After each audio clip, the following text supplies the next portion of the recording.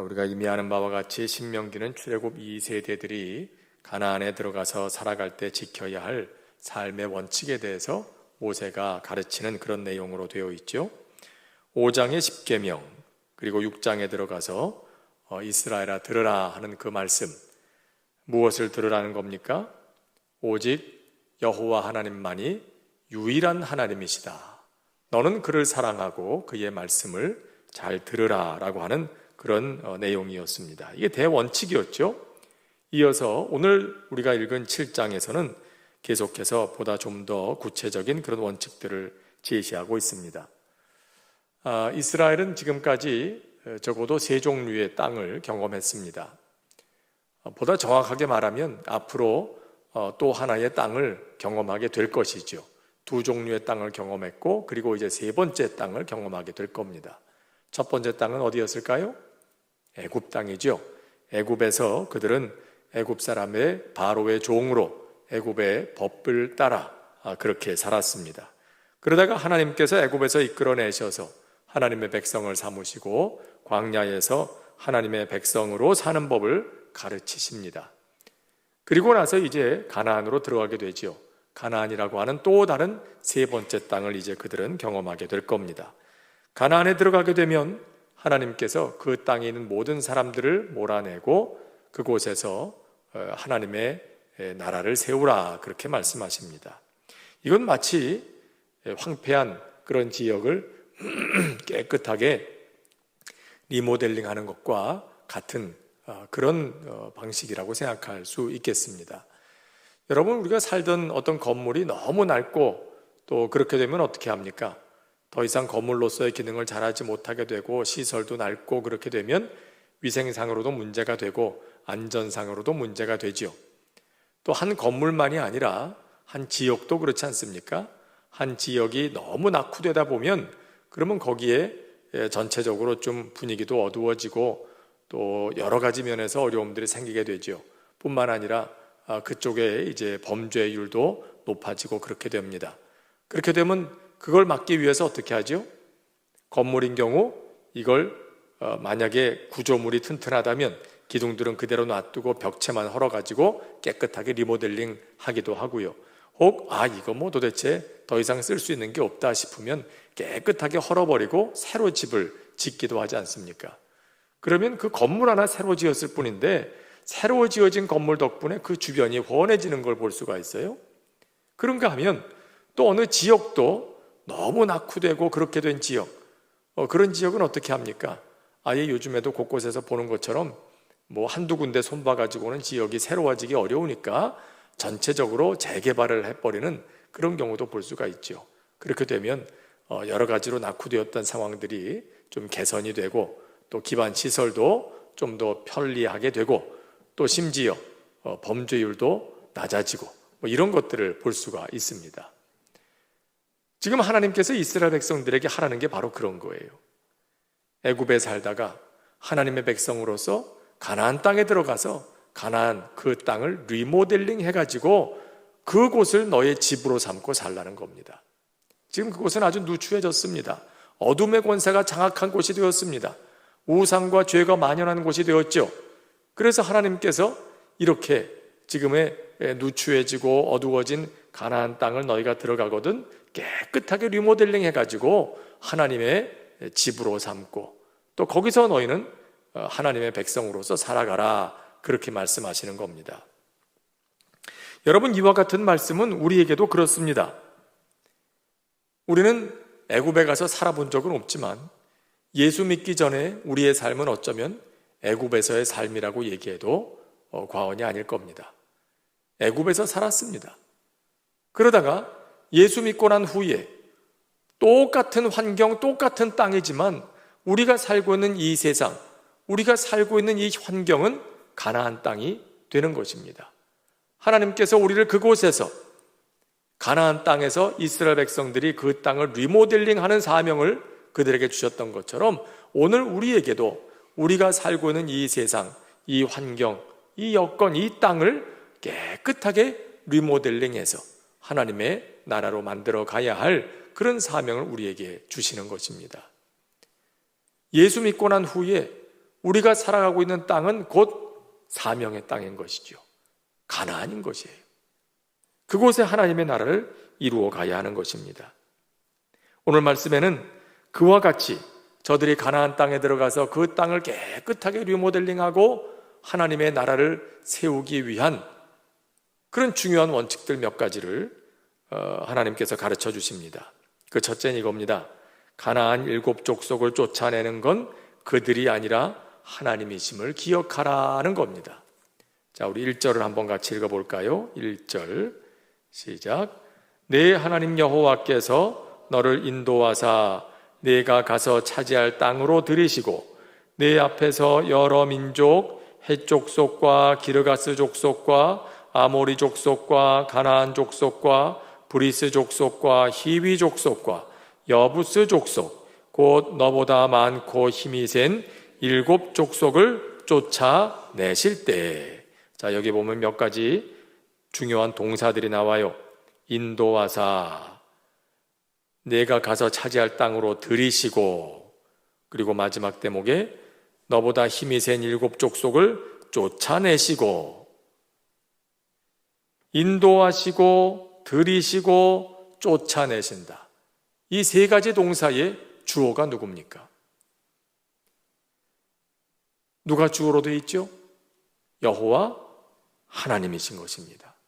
내 하나님 여호와께서 그들을 인도하시고 내 하나님 여호와께서 그들을 가나안 땅으로 들어가게 하시고 내 하나님 여호와께서 너희보다 힘이 센 7족속을 쫓아내신다는 겁니다. 자, 2절도 제가 한번 읽습니다.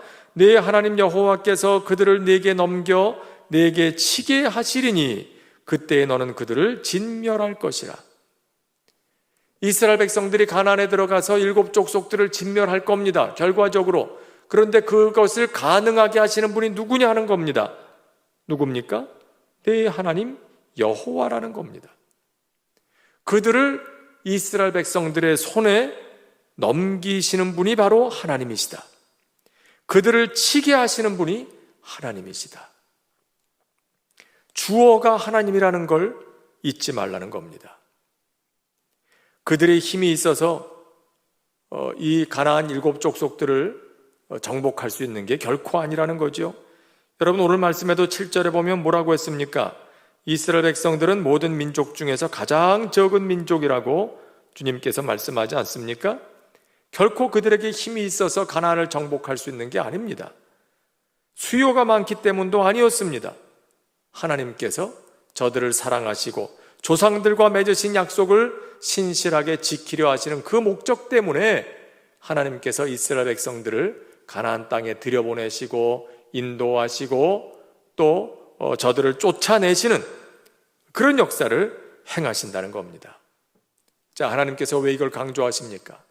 이스라엘 백성들이 가나안에 들어가서 그 땅을 차지하고 나면 편안히 살게 됐을 때 틀림없이 마음이 변하게 될 것을 아셨기 때문인 거죠. 여러분, 사람들은 참 마음이 간사합니다. 그래서 어디 들어갈 때 마음 다르고 나올 때 마음 다르고, 그렇게 힘들 때는 하나님 찾다가 일이 다 잘 되고 나면 하나님은 어디로 갔는지 다 잊어버리고 맙니다. 다 내가 잘해서 그런 줄 압니다. 이스라엘 백성들이 그랬던 거죠. 사울이 그랬어요. 대표적으로 사울이 처음에 그가 왕으로 세워질 때 어땠습니까? 아유, 나는 이스라엘을 다스릴 수 있는 왕이 될 그런 제목이 못 되는데 내가 어떻게 이 나라를 다스릴 수 있을까? 그런 마음에 그는 왕으로 기름 부음 받는 사무엘이 와서 왕을 세우는 그 자리에서조차도 사울이 어디 있느냐 찾는데 사울이 찾아도 없는 거예요. 어디가 있었습니까? 짐꾸러미들 사이에 숨어 있었어요. 너무나 부끄럽고 아유, 나는 아닌데 그런 생각 때문에 말이죠. 그러니 그가 처음에 왕이 됐을 때 얼마나 하나님을 간절히 붙들었겠어요. 하나님, 나를 도와주세요. 처음으로 전쟁하게 됐을 때 얼마나 부들부들 떨면서 나아갔어요. 하나님, 나는 저들을 이길 수 없는데 하나님, 나를 도와주셔야 되는데. 그런데 그 사건이 10장에 기록되어 있어요. 사무엘상 10장에. 그런데 5장을 지나가서 5장이 지나가는 동안에 사울의 왕권은 아주 견고해졌고요. 그동안에 전쟁도 여러 번 치렀고요. 승리도 여러 번 경험했습니다.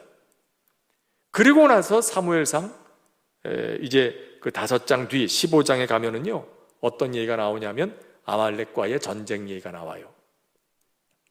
아말렉과의 전쟁에서 대승을 거둔 후에 그 전쟁이 어떤 전쟁이었습니까?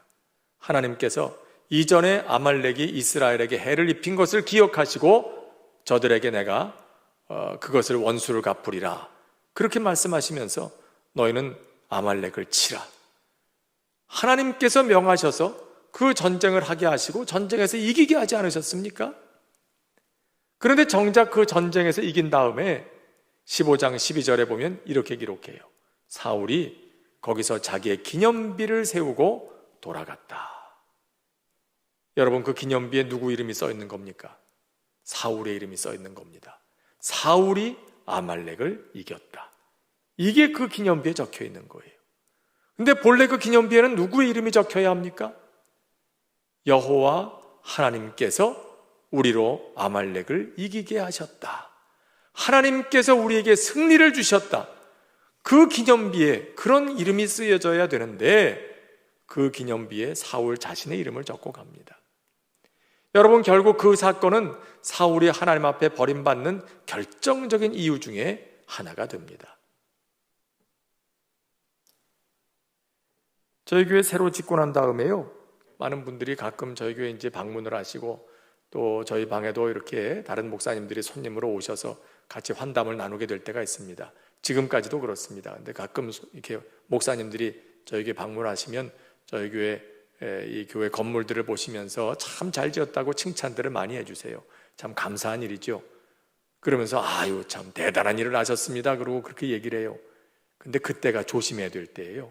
그때 얼른 아유 그렇죠, 참 우리가 뭐 그때 이걸 얼마나 힘들어서 잘 지었는지 모릅니다, 이렇게 나오면 이거 큰일 나는 겁니다. 참 대단하십니다, 굉장한 일을 하셨습니다, 그럼 벌써 제 마음속에도 꿈틀꿈틀 교만한 생각이 올라올라 그래요. 그럴 때 얼른 어떤 얘기부터 해야 됩니까? 하나님이 하셨습니다. 이건 그저 저희가 은혜로 받은 겁니다.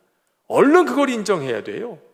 안 그러면 사람은요 순식간에 교만해지기 때문에 그때 얼른 나의 기념비를 세우고 싶은 마음이 생길 수도 있는 거예요. 여러분, 그래서 언제든지 나의 기념비, 누구의 기념비를 세우는가를 조심하십시오. 나의 기념비를 세우면 안 돼요. 우리는 언제나 하나님의 기념비, 내가 세우는 기념비에 여호와 하나님의 이름이 적혀야 되는 겁니다. 우리 꼭 그걸 기억해야 됩니다. 교회 안에서든 어디서든 큰 일을 이루고 난 후에 우리 예수 믿는 사람들은 항상 기도하면서 하잖아요. 하나님 어떤 일을 하는데 도와주세요, 내가 이런 일 하는데 도와주세요. 그런데 그 일이 이루어졌을 때, 하나님께서 우리의 기도에 응답하셔서 어떤 일이 이루어졌을 때, 그때 우리는 조심해야 됩니다. 혹여라도 나의 기념비를 세우지 않도록. 안타까운 게 그거예요. 어려울 땐 그렇게 나와서 열심히 기도하고 그러다가 일이 다 잘 되고 나면 그 사람들 다 어디로 갔는지 눈을 씻고 찾아볼래도 찾기가 어려워요. 다 어디 간 겁니까? 다 잊어버렸죠. 그때는 그때고 지금은 지금이고 그렇게 되는 거예요. 여러분, 아닌 것입니다. 오늘 하나님 분명히 말씀하시죠. 너희가 가나안에 들어가서 이와 같이 하나님 주시는 은혜를 누리고자 한다면 제일 먼저 이것부터 기억해야 한다. 주어가 누구인지, 기념비에 누구의 이름이 쓰여질 건지 그걸 잘 생각해야 한다. 내 하나님 여호와께서 그들을 쫓아내셨고 그들을 내게 넘겨 치게 하셨다는 사실을 기억해야 된다. 이게 첫 번째 원칙이에요. 두 번째, 애굽의 손에서 풀어주신 하나님을 기억하라, 그렇게 말씀하십니다. 18절 19절 한번 같이 읽겠습니다. 18절 19절입니다. 시작. 그들을 두려워하지 말고 내 하나님 여호와께서 바로와 온 애굽에 행하신 것을 잘 기억하되 내 하나님 여호와께서 너를 인도하여 내실 때 내가 본 큰 시험과 이적과 기사와 강한 손과 편팔을 기억하라. 내 하나님 여호와께서 내가 두려워하는 모든 민족에게 그와 같이 행하실 것이요. 자, 가나안에 들어가게 되면 저들은 뭘 보게 될까요? 장대한 민족들을 보게 될 겁니다. 견고한 성들을 보게 될 겁니다. 강한 군대들을 보게 될 겁니다. 그러면 마음이 위축되지 않겠습니까? 결심하고 들어오긴 했지만, 하나님께서 도와주시겠다고 하신 약속을 믿고 들어오긴 했지만, 정작 눈앞에 그들을 딱 맞닥뜨리게 되면 아무래도 마음속에 그런 흔들림이 있을 것이 분명합니다. 그때 하나님께서 이걸 기억하라고 하십니다. 두려워하지 마라. 그리고 뭘 기억하라? 애굽에서 이적과 기사를 이루신 그 하나님을 기억하라. 그때 놀라운 일을 행하신 하나님께서 지금도 그들 안에 이러한 일을 이루어 주실 것이기 때문이라는 겁니다. 여러분, 그런데 사실 한번 좀 더 생각해 볼까요? 지금 이 말을 듣고 있는 사람들이 누굽니까? 출애굽 2세대들입니다. 1세대는 애굽에 하나님께서 내리셨던 10가지 재앙을 다 봤습니다. 홍해가 갈라지는 것도 봤습니다. 놀라운 일들이 일어나는 걸 다 봤지만 지금 2세대들은 어떻습니까? 그들은 다 애굽에서 나올 때 아무리 나이가 많았어도 어린아이들입니다. 그런가 하면 이들 가운데 상당 숫자는 광야를 지나는 동안에 태어난 사람들입니다. 그러니까 어쩌면 기억하더라도 희미한 기억만 있을 뿐일 거고요, 실제로 보지 못한 사람들이 훨씬 더 많았을지도 모릅니다. 그런데 그런 그들에게 모세는 지금 얘기하는 거예요. 그걸 기억하라. 본 적도 없는 사람들한테, 기억도 잘 안 나는 사람들한테 너희는 그 하나님을 기억하라. 뭘 보고 기억하라는 겁니까? 그들의 부모들로부터, 1세대들로부터 전해 들은 이야기, 그리고 그때 역사하셨던 부모 세대, 1세대들에게 역사하셨던 그 하나님에 대한 이야기를 너희들이 신뢰하고 그걸 기억하라는 겁니다. 여러분, 우리도 죄로 물든 세상에서 하나님의 백성으로 살려고 하다 보면 세상의 기세에 주눅이 들게 될 때도 있을지 모릅니다. 세상의 물결이 너무 거세서 아이고 나도 뭐 어떻게 할 수 있나? 세상 사람들 세상의 물결에 나도 적당히 올라타고 그렇게 살아야지, 어쩔 수 없다. 내 힘으로는 이거를 견뎌낼 방법이 없다. 세상의 물결을 거슬러서 하나님 나라의 백성답게 살아갈 수 있는 힘이 내게는 없다. 그렇게 생각이 들 때도 있을지 모릅니다. 그러나 그때 우리는 기억해야 됩니다. 내가 직접 보지는 못했어요. 그러나 성경에 기록되어 있는 애굽에서 놀라운 역사를 이루신 그 하나님에 대한 기록을 읽으면서 그 하나님께서 오늘도 우리와 함께 계신다. 우리 안에 하나님께서 그러한 일을 이루어 주실 것이다 라는 걸 믿어야 한다는 겁니다. 오늘 말씀에 보면은요, 왕벌을 그들 중에 보내서 그들을 멸하시겠다는 그런 표현이 있어요. 여러분, 왕벌이 뭘까요? 왕벌. 큰 벌이란 뜻이겠죠. 근데 사실 여기 그 당시에 그 사막 기후 그런 환경에서 팔레스타인 지역에 사는 그런 말벌 종류라고 합니다. 이 왕벌이라는 게. 근데 이 본래 좀 그렇게 척박한 토양에서 사는 곤충이나 짐승들은 좀 독하잖아요. 그죠? 독을 가지고 있는 곤충들도 아주 맹독을 가지고 있고요. 그러니까 거기서 사는 말벌들도 굉장히 세 모양입니다. 한번 쏘였다 하면 사람이 쉽게 죽기도 하는 그런 위험천만한 것인데, 여기서 하나님께서 그런 그 사막 지역에 살고 있는 말벌을 보내가지고 괴롭게 하겠다, 이런 뜻이라기보다는요, 여기서 왕벌이라는 건 가나안 민족들도 꼼짝할 수 없는 그런 강력한 세력으로 저들을 몰아내시겠다고 하는 겁니다.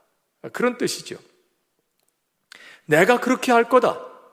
애굽에 그렇게 하지 않았느냐? 그랬던 것처럼 내가 가나안 땅에서도 그렇게 할 거다. 그걸 너희가 꼭 기억해라. 그런 말씀입니다. 세 번째는 뭡니까? 그들의 정체성을 기억하라 하십니다. 6절 읽겠습니다. 6절 시작. 너는 여호와 내 하나님의 성민이라. 내 하나님 여호와께서 지상 만민 중에서 너를 자기 기업의 백성으로 택하셨나니. 자, 잊지 말아야 할 게 또 하나 있습니다. 그게 뭡니까? 그들이 누구인지. 너희는 여호와 하나님의 성민, 거룩한 백성, 오늘의 말로, 오늘 우리들의 표현으로 말하면 성도들이라는 거죠. 거룩한 백성이다. 하나님께서 만민 중에 하나님의 백성으로 택하신 사람들이다. 여러분, 그 정체성을 잊지 말라는 겁니다. 사람은 내가 누구인지를 잘 모르면 동기부여가 잘 되질 않습니다. 학생들도요, 나는 학생이다 라는 정체성이 분명히 있어야 공부가 잘 되는 거예요. 이게 흔들리면 공부를 하는지 마는지 그렇게 되죠. 여자는 약하지만 어머니는 강하다, 그런 말도 있죠.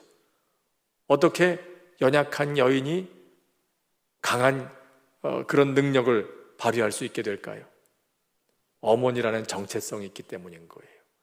보호하고 키워야 될 자녀를 볼 때마다 엄마들에게서는 어떤 초인적인 힘이 나오는 것 같아요. 그래서 아이들을 키워내는 거예요. 여자는 약하지만 어머니는 강하다.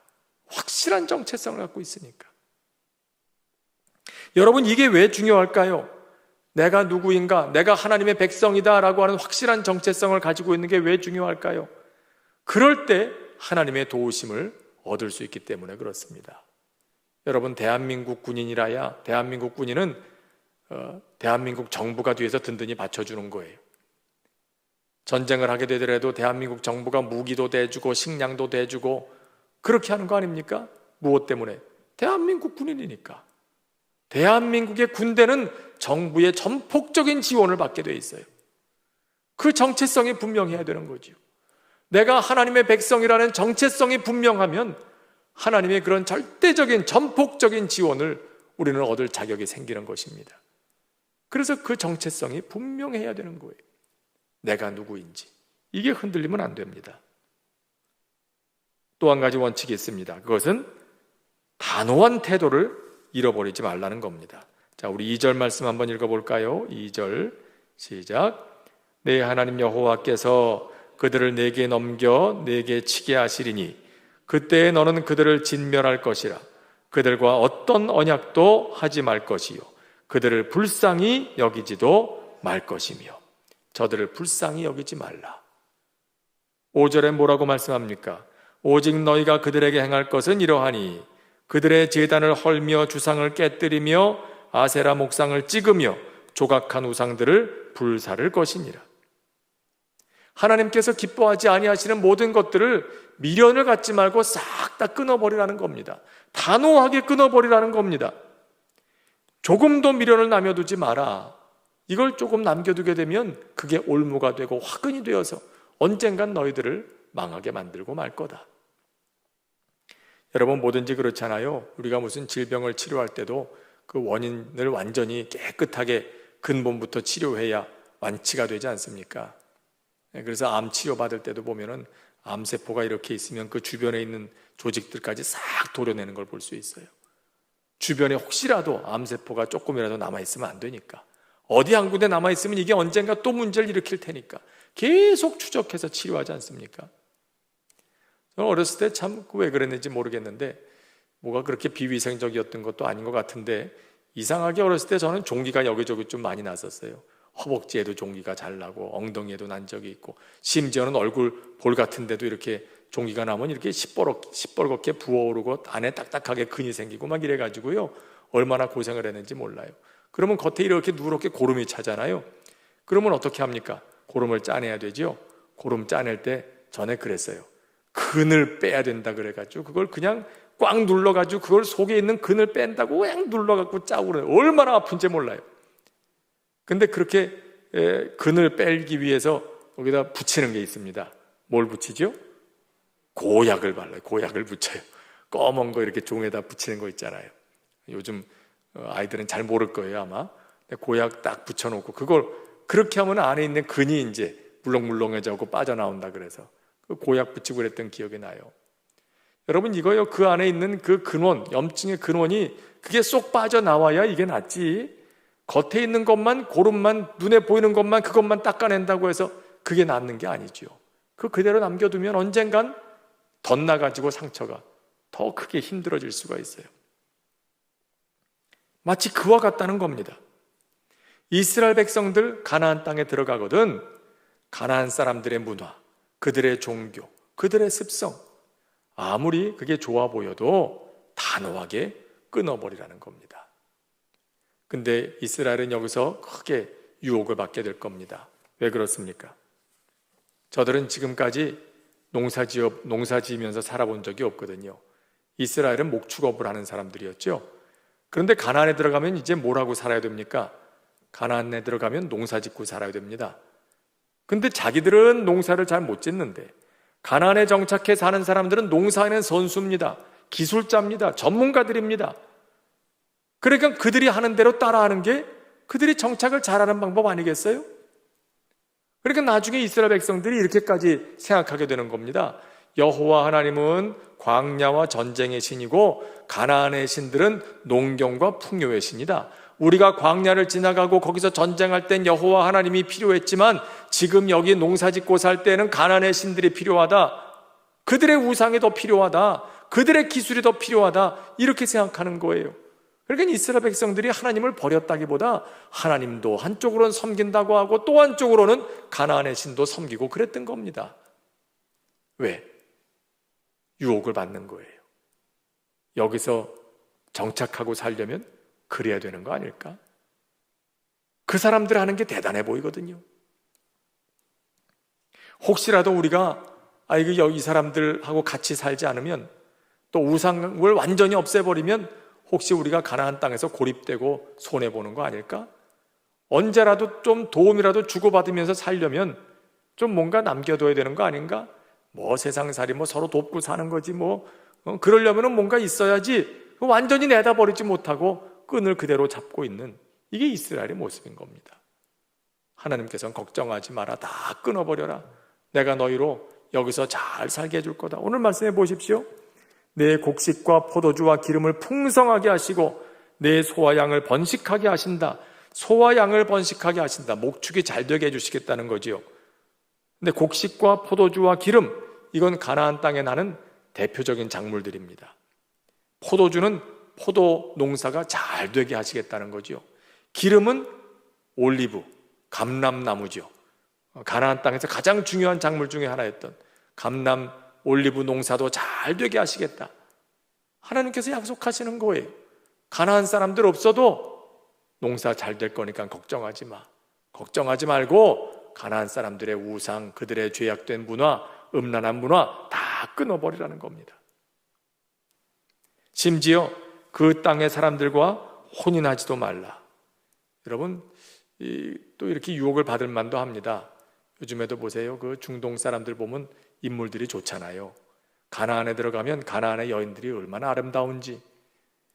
소박한 히브리 사람들 그 여인들만 보다가 가나안 땅에 들어와서 그 여인들을 보면 남자들의 눈이 돌아가는 거예요. 그런가 하면 여인들은 다릅니까? 가나안 땅에 사는 남자들 체격도 좋고 얼마나 잘생겼는지 몰라요. 마음이 동할 수밖에 없고요. 그런데다가 자기들은 지금 가나안에 처음 들어와 살고 있죠. 제일 빨리 정착하는 방법 중에 하나가 뭐겠어요? 현지인과 결혼해 살면 제일 확실하게 정착이 잘 되는 거 아니겠어요? 요즘도 이민가 사는 동안에 그곳에 있는 사람하고 결혼해서 살면서 빨리 정착하게 되고 그러지 않습니까? 그런 유혹을 받게 되는 거예요. 그런데 하나님께서 그것도 안 된다. 그런데 이스라엘 백성들은 여기서 또 한 번 실패합니다. 계속해서 가나안 사람들과 혼인을 통해서 관계를 맺어갑니다. 대표적인 예가 우리 나중에 열왕기에 들어가면 이스라엘의 여러 왕들이 나오는데 그 중에 여호사밧이라는 왕이 있잖아요. 이스라엘의 역사 가운데 하나님께 그 믿음으로 칭찬받은 몇 안 되는 왕 중에 하나가 여호사밧이에요. 그 땅에는 모든 우상들을 철폐하고 종교개혁을 일으키고 그랬던 왕이 여호사밧인데 그가 결정적인 실수를 한 가지 합니다. 그 당시에 북왕국에 아합이라는 왕이 다스리고 있었어요. 남왕국 유다에는 여호사밧, 같은 시대의 북왕국 이스라엘은 아합. 근데 아합이 어떤 사람이었습니까? 성경의 역사에 보면 가장 우상을 많이 섬겼던 이스라엘의 왕 중에 대표적인 사람이죠. 그런데 그 아합하고 사돈을 맺어요. 아합의 딸 아달랴와 자기 아들 여호람을 결혼시켜요. 여기서 문제가 생기는 거예요. 그렇게 믿음 좋은 여호사밧이었는데 아합과 혼인하고 사돈을 맺는 그 일 때문에 우상이 남유다로 쏟아져 들어오게 됩니다. 거기서부터 아주 왕가가 몰락하게 되는 그런 비극을 겪게 됩니다. 여호사밧의 며느리 아달랴, 그가 자기의 아들들을 다 죽이고 왕위를 찬탈하는 그런 끔찍한 비극을 만들어내고요. 그 후로 계속 조용할 날이 없는 거죠. 여러분, 이것이 바로 그런 문제를 일으키게 되는 것입니다. 그래서 이 말씀은 하나님께서 생명을 귀하게 여기지 않으신다든가 또 부당하게 생명을 해하신다든가 그런 얘기가 아니죠. 가나안 땅에 하나님께서 기뻐하지 아니하시는 죄에 대해서 너희는 단호한 태도를 가져야 된다는 겁니다. 오늘 우리가 살아가는 삶에서도 그렇습니다. 우리 그리스도인들에게도 어느 정도 단호함이 필요합니다. 우물쭈물하고 이거 이러면 어떡하나 저렇게 하면 어떡하나 그렇게 해서는 안 돼요. 단호할 때는 단호해야 돼요. 하나님께서 기뻐하지 아니하시는 일이다 할 때는 단호할 수 있어야 됩니다. 요셉을 보세요. 요셉이 보디발의 집에서 노예로 살고 있었지만 보디발의 아내가 그를 유혹하고자 할 때 요셉은 거기서 단호하게 끊어버리고 나가버리잖아요. 단호해야 돼요. 요셉이 거기서 조금만 더 생각을 하거나 그랬으면 단호하지 못했을 거예요. 내가 그래도 지금 여기 내가 무슨 힘이 있나, 노예 주제에. 그래도 노예로 살면서 이 집에서 좀 편하게 사는 방법은 여주인의 총애를 얻는 길일 수 있다. 내가 여기서 좀 출세하고자 하면 여주인의 사랑을 받는 것도 좋지 않을까? 그런 생각을 했더라면 어떻게 됐겠어요? 조금이라도 여지를 남겨놨더라면 요셉은 유혹에 빠지고 말았을 겁니다. 우린 요셉의 단호함을 배울 필요가 있어요. 오늘 우리가 살아나가는 삶 중에서도 하나님께서 기뻐하지 아니하시는 일이다 생각되는 일이 있다면 두려움 없이 우리가 단호하게 처신할 수 있는 그런 자세 필요하다는 겁니다. 이와 같은 자세가 오늘 우리가 살고 있는 이 삶을, 그리고 이 땅을 가나안으로 새롭게 만들어 갈 수 있는 그런 비결이라고 오늘 주님 말씀하고 계십니다. 오늘 주신 말씀 생각하면서 잠시 한 목소리로 기도하겠습니다.